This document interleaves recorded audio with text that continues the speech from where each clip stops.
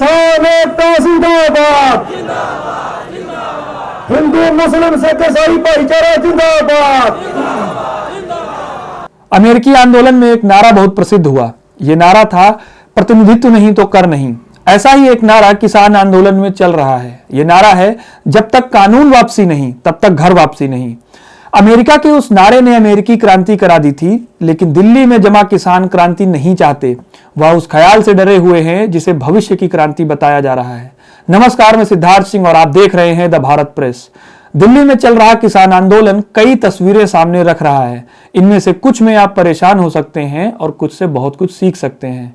बागपत में जबरन आंदोलन खत्म करने से लेकर पत्रकारों की गिरफ्तारी तक में आप डिसेंट को दबाने का एक सिलसिला देख सकते हैं। रविवार को प्रधानमंत्री नरेंद्र मोदी ने अपने मन की बात कार्यक्रम में कई बातें कही। इसी कार्यक्रम में उन्होंने लाल किले पर तिरंगे के अपमान पर दुख जताया और कृषि मंत्री नरेंद्र तोमर को किसानों का हितैषी भी बताया। लेकिन यहीं पर क्या प्रधानमंत्री हिंसा में घायल हुए किसानों से मिलने की बात नहीं कर सकते थे? बागपत में किसानों के आंदोलन को जबरन खत्म कर दिया गया। उनके टेंट और तंबू उखाड़ दिए गए। किसानों ने इस पर गुस्सा होकर दिल्ली की तरफ पैदल मार्च करना शुरू कर दिया है। यहां आप सकारात्मकता यह देख सकते हैं कि आंदोलन को धीमा करने की तमाम कोशिशों से किसान लड़ रहे हैं। रविवार को मीडिया में फिर से यह बात चलाई गई कि आंदोलन जल्दी समाप्त हो सकता है, लेकिन फिलहाल इसके आसार नहीं नजर आ रहे। इसके अलावा एक दूसरी तस्वीर यह भी है कि प्रेस की स्वतंत्रता पर इस आंदोलन में दोबारा से सवाल खड़े हुए हैं। मनदीप पूनिया और धर्मेंद्र सिंह नामक दो फ्रीलांसर पत्रकारों को पुलिस ने गिरफ्तार कर लिया। पूनिया ने गिरफ्तारी के दौरान बस दो शब्द कहे, फ्री प्रेस। लेकिन क्या फ्री प्रेस का सिद्धांत यहां दिखता है? जिन्हें लगता है कि सरकार द्वारा डिजिटल मीडिया को नियंत्रित नहीं किया जा सकता है, वो बस एक उदाहरण से इस बात को समझें कि बॉर्डर पर इंटरनेट बंद है। ऐसे में आप तक सूचना पहुंचने में देर हो रही है। सूचना की इस देरी के बीच आप क्या देख रहे हैं? आंदोलन की समाप्ति जैसे भ्रामक प्रचार? हमारी टीम ने रविवार को सिंघू बॉर्डर का जायजा लिया। वरिष्ठ पत्रकार रवीश कुमार का शुक्रिया कि उन्होंने अपने प्राइम टाइम में सिंघू बॉर्डर के रास्ते के लिए आगाह कर दिया था। सिंघू बॉर्डर पर देखिए विवेक प्रकाश की यह रिपोर्ट। सिंघू बॉर्डर पर स्थितियां ठीक नहीं हैं। भले ही आंदोलन में किसानों की संख्या में कोई भी कमी नहीं आई है और ना ही उनके जोश में कोई कमी दिखाई देती है, लेकिन कई परेशान करने वाली बातें अब इस बॉर्डर पर देखी जा सकती हैं। लोगों की भीड़ तो बढ़ी ही है, प्रशासन ने भी अपने इंतजाम कड़े कर लिए हैं। बॉर्डर के पहले मंच को बाकी के मंचों से काट दिया गया है। पहले मंच से दूसरे मंच तक जाने पर रोक लगी हुई है। अगर आप दूसरी ओर जाना चाहते हैं तो सकरे और नाले के पास से गुजरने वाले रास्ते से आपको गुजरना पड़ेगा।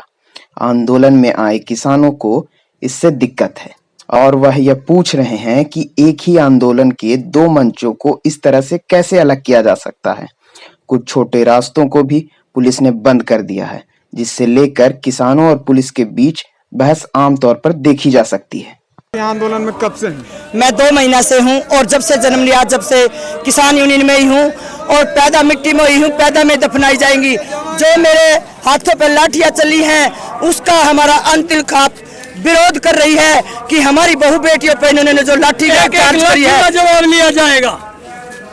तो इनकी बहू बेटियों पर जो लाठी चार्ज करी है तो पूरा हरियाणा, उत्तराखंड, मध्य प्रदेश, पंजाब, हरियाणा एकजुट हो गए कि जिसकी महिलाओं पर लाठी चार्ज हो जाएगी वो ऐसे प्रधानमंत्री को कुर्सी से हटाने का निर्णय ले चुके हैं। गाजियाबाद के विधायक ने गृह मंत्रालय को चिट्ठी लिख करके कहा है कि 24 घंटे में आंदोलन को खाली करा जाए। इस पे क्या विचार? अगर किसी की मां ने दूध पे रखे हो तो पहले मेरे सीने में गोली मारो और फिर मेरे किसानों को पीछे हटाने का काम करो। पहले या तो मेरी आत्महत्या करने का मेरे को निर्णय जी। जो टिकैत साहब ने बात कही थी, जब तक बिल वापसी नहीं तो घर वापसी नहीं। ये बीजेपी के ही आदमी है, कुछ उनके पास ना जमीन है ना पशु है, ना इस कानून से उनका कोई लेना देना। वो लोग हैं, किसान कोई भी सारे देश में इस प्रकार का लेटर नहीं लिख सकता, नहीं श्राद्ध कर सकता। वो झंडे की भी इज्जत करता है, देश की भी इज्जत करता है, ईमानदार होता है, धर्म करता है, अच्छी बातें करता है। जय जवान जय किसान। उनका खिलाफ दर्ज हो जाएगा। हमने क्या माना कर दिया किसी का? हम तो हमारे रोड में बैठे हैं, हमारी जगह है, हम हमारी जगह में बैठे हैं, हम किसके घर जा रहे हैं? हम तो कुछ हमारा नहीं करते भाई, हम तो कुछ हमारा नहीं करते। तो आप देख सकते हैं कि किसान बहुत ही शांतिपूर्ण, बिल्कुल शांत स्वभाव से इस आंदोलन में लगे हुए हैं। इसका कहीं भी कोई हिंसा से कहीं कोई लेना देना नहीं है। सभी प्रकार से सभी दावों को खारिज कर रहे हैं किसान कि हम हिंसा ना करने आए हैं, ना करेंगे, ना इसकी कहीं कोई सोच है। हमारे लाल किले पे जो घटना घटी उसके बारे में क्या कहना? उसके बारे में ऐसा जी, हमारे को इस बात का पता नहीं था। उसमें जो सरकार थी तब थे, हमारा किसान कोई आदमी नहीं था। हमने 65 दिन यहाँ आंदोलन रखा, 64 दिन रखा, 62 दिन रखा। कोई आदमी ये बता दे मारे को हमने किसी की दुकान लुटी हो, किसी का रेडी वाले पैसा नहीं दिया हो, किसी जूस वाले पैसा नहीं दिया हो, हमारा क्या कसूर है किस बात में बताओ आप? 26 जनवरी उधर से और वारदात हो रही है, ये पुलिस की और केंद्रीय सरकार की असफलता है। वो फेल हो गए, उन्होंने इस्तीफे देना चाहिए। ये श्राद्ध करके ये काम किया है, इसमें किसानों का कोई हाथ नहीं है। हम इसकी गारंटी देते हैं, कोई किसान वहां नजदीक नहीं है। इनको कोई भी सजा दो, हम जिम्मेदार हैं। मंच से कई बार किसान एकता जिंदाबाद, हिंदू मुस्लिम सिख ईसाई भाईचारा जिंदाबाद, हरियाणा पंजाब एकता जिंदाबाद जैसे एकता के नारे अनेकों बार सुने जा सकते हैं। यह इस बात की तस्दीक करता है कि कहीं न कहीं किसान नेता एकता को लेकर चिंतित जान पड़ते हैं। इस बात से यह पता चलता है कि किसानों को पूरा अंदाजा है कि इन बातों से बांटने की कोशिश की जा सकती है।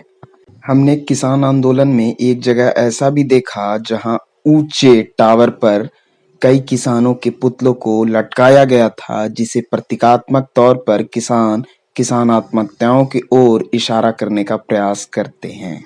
राकेश टिकैत जी के साथ जो घटना घटी उसके बाद एक भावुक अपील उन्होंने की अपने किसान भाइयों से, उसके बाद यहाँ संख्या में कितनी वृद्धि देखी जा सकती है? देखिए, जैसे ही किसानों को पता चला कि टिकैत साहब के पीछे पुलिस की रेड लगी हुई है, तो जैसे ही फोन से संपर्क हुआ और मीडिया के माध्यम से पता चला, तो पूरा हरियाणा, पंजाब और उत्तर प्रदेश के किसान रातों पर ट्रेली जोड़ करके जो टेंट था टिकैत साहब का, उसके महिलात को पहुंच लिए थे।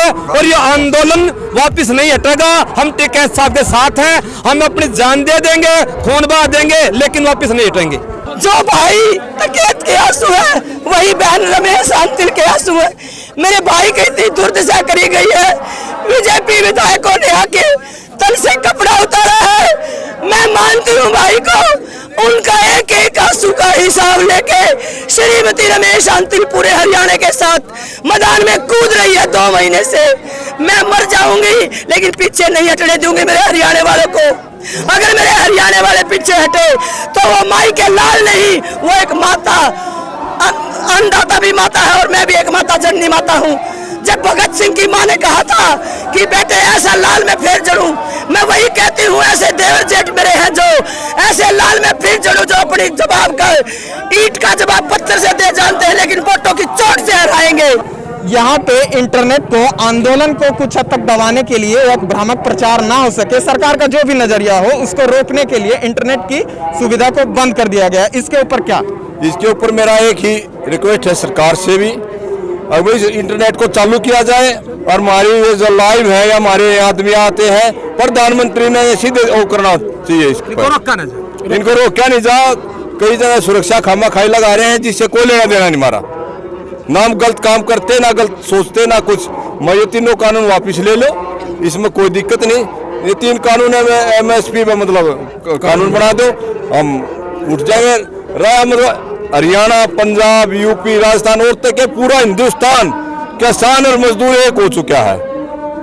कोई सरकार की ताकत नहीं अगर इसको दबा देगी। रही मेरी दूसरी बात, मेरी प्रधानमंत्री जी से हाथ जोड़ के एक अपील है, ये प्रजातंत्र देश है या प्रजा उसकी है, इस पर उसने विचार कर लेना चाहिए। अगर इस पर छोटी, कल वो कह रहा था मैं 1 मिनट में कर दूंगा इसने, अरे तू अपनी कृषि कानून वापिस ले लेगा, हमने तो चंद है नहीं, उसको मारे क्यों थोप रहा है? उसके हम भी वोटर हैं, हमने भी वोट दिया था, बहुत बढ़िया प्रधानमंत्री है, बहुत बढ़िया वो साबित करेगा देश में, ये करेगा वो करेगा। हम इसके बकाए बहन और भाई इस तक काम नहीं चलेगा देश का। ने कहीं किसी और की फंडिंग नहीं है, हमारे अपने पैसे हैं जो इस आंदोलन में लग रहे हैं, खून पसीने की कमाई है जो इस आंदोलन के साथ है। भेजनी सरकार ਨੂੰ ਥੋੜਾ ਭੇਜਣੀ ਆ, ਸਾਡੇ ਬੱਚੇ ਬਾਹਰ ਆ, ਸਾਨੂੰ ਭੇਜਣੀ ਆ ਨਾ।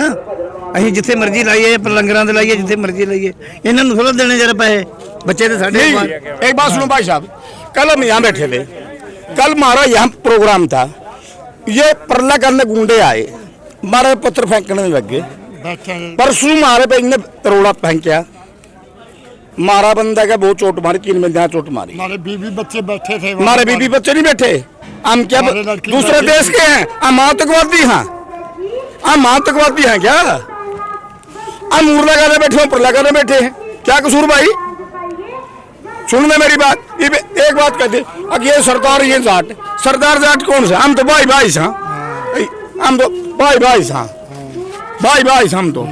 जिस दिन गाजीपुर में पुलिस और आरएएफ के जवान फ्लैग मार्च कर रहे थे, उस दिन यहाँ पे क्या माहौल था? वहाँ बहुत ही गंदा माहौल था और मेरा पर्चा दर्ज कर रखा है। लाखों पर्चे दर्ज करे सरकार, लाखों पर्चे दर्ज करे सरकार। मैं वो मात्र शक्ति हूँ, ना हिलूंगी, ना झुकूंगी, ना हटूंगी। अपने हक वापस लेके जाएंगे, काले कानून को रद्द करके कानून के साथ है। यहाँ पे आप देख सकते हैं कि किसान आंदोलन में काफी जोश देखा जा सकता है और ये पुलिसिया कार्रवाई जो गाजीपुर पे हुई उसका कोई भी असर यहाँ पे अब महसूस नहीं किया जा सकता और शांतिपूर्ण तरीके से पूरा आंदोलन पूरे जोश और खरोश के साथ यहाँ पर सिंघू बॉर्डर पे चल रहा है। देश मारा, प्रदेश मारा, सारा सौदा मारा है, हम क्यों मारा काम करांगे? बेबे मारी, भाई मारे, बापू मारे, हम की क्षेत्र कराएंगे भाई? ये मेरी बेटी खड़ी, बात सुन ले भाई कान खोल के, मेरे बेटे खड़े हैं, हम की क्षेत्र कराएंगे? आत्मा से बताना, आंखों में पानी आ जाए है, जब ब्यावांगे नहीं तो बेरा पटा है। ये ना तो कह दिया, ये तो बात सुन ले भाई, अंबाड़ी अंडाड़ी हमने के अंबाड़ी अंडाड़ी कौन से मार के जमीन लेके भी जाएंगे? हम इन्हें कुकर ब्याह छोड़ जाना है, छोरी मेरे भी हैं भाई, मेरे भी, मेरे बेटे मेरे भी हैं, कुकर ब्याह भाई बता दो। इनकी बातों में परिवार की चिंता भी झलकती है, किसानों का दर्द पूर्णतः बयान कर रहे हैं ये कि किस प्रकार से परिवार चलेगा भविष्य में अगर ये 3 काले कानून पारित होते हैं।